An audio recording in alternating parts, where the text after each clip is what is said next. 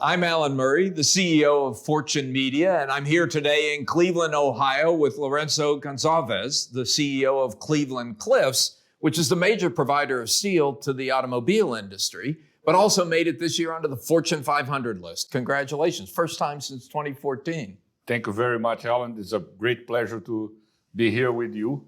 It's very important to Cleveland Cliffs to be in the Fortune 500. Why is that? Why is the Fortune 500 list so important to you? This is an iconic company. Everything that happened in the United States in 2 centuries regarding manufacturing, industrialization, middle class, capitalism went through Cleveland Cliffs. Yeah, well, I want to talk about that because you're 175 years old, extraordinary accomplishment. I am only 64, but the company is 175 years old. Extraordinary accomplishment for a company. There are not many on the Fortune 500 that have been around that long, but it's been completely transformed in the last 2 years. You've really turned it upside down during COVID. Describe the transformation. Well, we were indirectly supporting everything that I just mentioned to you. And now we are doing that directly. We first acquired our 2 biggest clients, AK Steel in March of 2020, and later on the same year, in December 2020, ArcelorMittal USA. I was providing iron ore pellets, and they were producing pig iron and producing steel. And then I acquired them, so now we produce the steel, Cleveland Cliffs. It's been a huge increase in the size of your company. I mean, you didn't just get onto the Fortune 500 list. You're at, I believe, 171.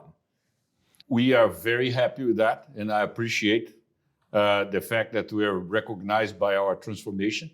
We went from $2 billion in revenues in 2019 to $20.4 billion in revenues in 2021.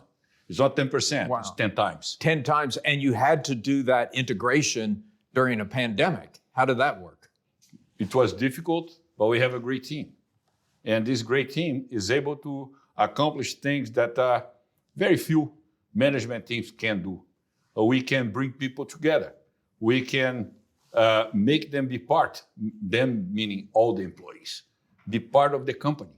So in 2 years that we are running Cleveland Cliffs in this new format, you will not find a single employee in the legacy Cleveland Cliffs or that came from the first acquisition or the second acquisition or the third acquisition that happened in November of 2021 that would say, I am a former employee of company A, B, or C. They are all, I'm an employee of Cleveland Cliffs. So I'd love to hear how you do that. Every CEO I talk to these days talks about the battle for talent, the great resignation, the difficulty of attracting people to come and work. Your industry, mining, steel, is not the sexiest industry. How do you manage to get great talent to come to your company? The most important point is probably every single CEO that you talk to, they will tell you they work for their shareholders. I don't. Who do you work for? I work for my people. I work for my people. I work for the team that works with me. And I want to make them, the 27,000 employees that we have, do better in life. That's my goal. And if I do that, and we believe we are doing that, we are elevating the entire group of people, the communities that we operate. We are promoting middle class. We are making lives of people better. And that has a multiplying effect that's enormous for everybody. How do your shareholders feel about that? They should take a ride and be happy. And the ones that did extremely well, extremely well. Yeah. Our stock price appreciated in the last 7 years more than any company that you remember the name right now. You know, people talk about, but they have no idea what they do. In our case, we produce stuff that you see on the street. Yeah. So that's the difference. It's very impressive. The other thing that CEOs are talking a lot about now is supply chain problems and the difficulties of getting the inputs they need. But you have a unique situation. You now control your whole supply chain. You're completely vertically integrated. Yeah. That must be a big advantage in this uncertain world that we're in right now. Absolutely right. But that was not the way the company was. When I came to this company in August 2014, we had operations in Canada, Australia.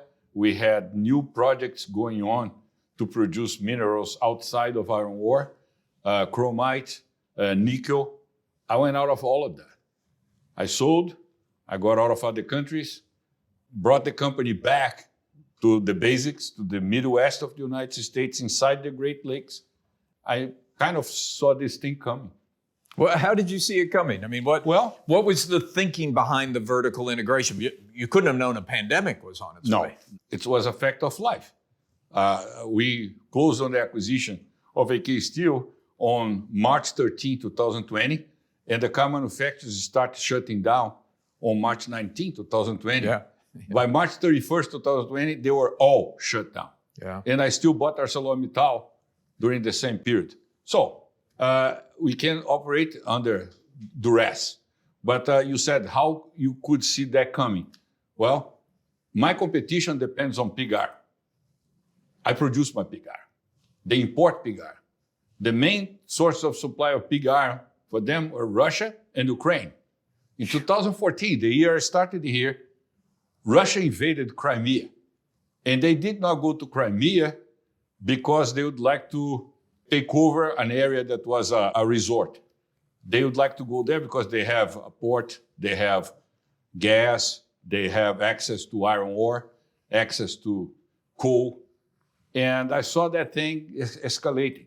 Wow. So you realized that there was going to be a problem with companies. I don't see the future, but I prepare for possibilities in the future. And vertical integration you felt was the right way to go. Exactly right. Well, it's certainly paid off for you very nicely. You also have a strong commitment to sustainability. And again, people don't normally think of mining and steel.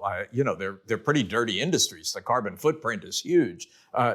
Why do you feel so strongly about sustainability? Well, first of all, I need to take the opportunity to clarify one point. Yes. Here in the United States, only 1% of CO2 emissions come from the steel industry. 1%. You probably heard the number 8%. That's the average of the world. But our contribution as a country is only 1%. Because we have cleaner operations? We have much cleaner operations. You are seeing the air here. We have a steel mill 2.6 miles away. Our Cleveland Works is right here.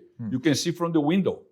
And we don't have pollution at all. The air quality here is equivalent to the air quality of the Yosemite Park here in Cleveland, downtown. We have very clean air. So people repeat things over and over and over again. And after a while, everybody will believe on what they are hearing. So the reality of the fact of the numbers, CO2 emissions for us as an industry, not just Cleveland Cliffs, 1%. Not 8% or not 15%, how it is in China. And you have a significant commitment to reducing that number, even though it's lower than the rest of the world. Yeah, because we can always do better. And we are doing better by using more scrap, by stretching pig iron, reducing coke rates. We have the best rates in comparison to any other company similar to ours, no matter if it's in Japan or South Korea or in Germany or in France or in Brazil or anywhere. We are the benchmark. We talked about the two steel companies that you bought in the last couple of years, but you also bought a scrap metal company, I assume, to provide that clean feedstock. And also to provide to my clients with the opportunity to do a real closed loop. Yeah. Because we deliver the steel. We're by far the largest supplier of automotive steel to the car manufacturers. Now we can get their scrap. Your major customer is the automotive industry, which of course is going through a massive sustainability transformation. Yes. GM in particular announced that it would only produce electric cars by 2035. How does that impact your business? Is that a good thing for your business? It's a very good thing. It's a very good thing.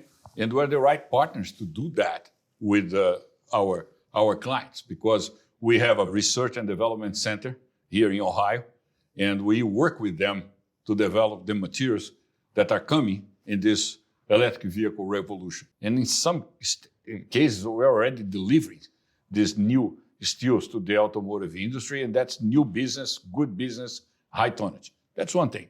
The second thing, as the sole supplier of electrical steels in North America, we are the ones working with the car manufacturers as they bring production of electric motors to the United States. So we're supplying the steel for that. It's non-oriented electrical steels.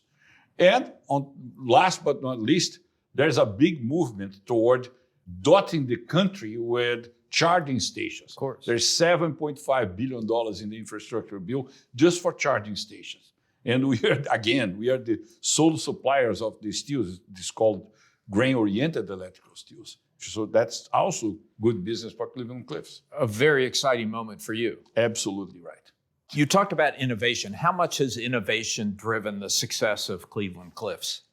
Innovation is key for what we do with all clients, particularly with the automotive industry. They are always on the forefront of developing new and better materials, thinner materials, lighter materials, more resistant materials, surface that are perfect or near perfect in terms of the ability to paint and not see any problems. So, all these things are real technology. We don't get there by just doing the same thing over and over again. Yeah. So you've been around for 175 years. You're probably planning to stay around for quite a while. Tell us what the next 10 years looks like. You've had an incredible couple of years. Where does Cleveland-Cliffs go from here? We believe that we are going to be recognized as the ones that supported the effort of the automotive industry to get to the next level. That's the very first thing, because I do believe that this is coming, it is real. I don't believe that everybody will be able to do what they're promising, but because we supply all of them, we will be there for the ones that are going to succeed, and we will be recognized for that. And the other thing is that I believe that the very next thing that will happen with Cleveland-Cliffs, we are going to be diversifying toward other businesses, including energy, clean energy. Really? Ourselves. How soon can we expect to see your move into clean energy? As soon as the electric vehicles are reality. And after all this fiasco with the supply chain, we need to see how long it will take for them to get there. But as soon as they get there, we're going to be right behind with supplying energy.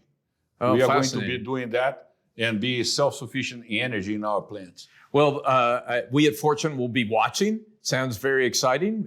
Perhaps we'll see you move even further up the Fortune 500 list. Lourenco Goncalves, thank you for a fascinating conversation. Thank you very much for being here, Alan. It's an honor to be part of the Fortune 500, particularly in this very important position that you just mentioned to me. You made my day.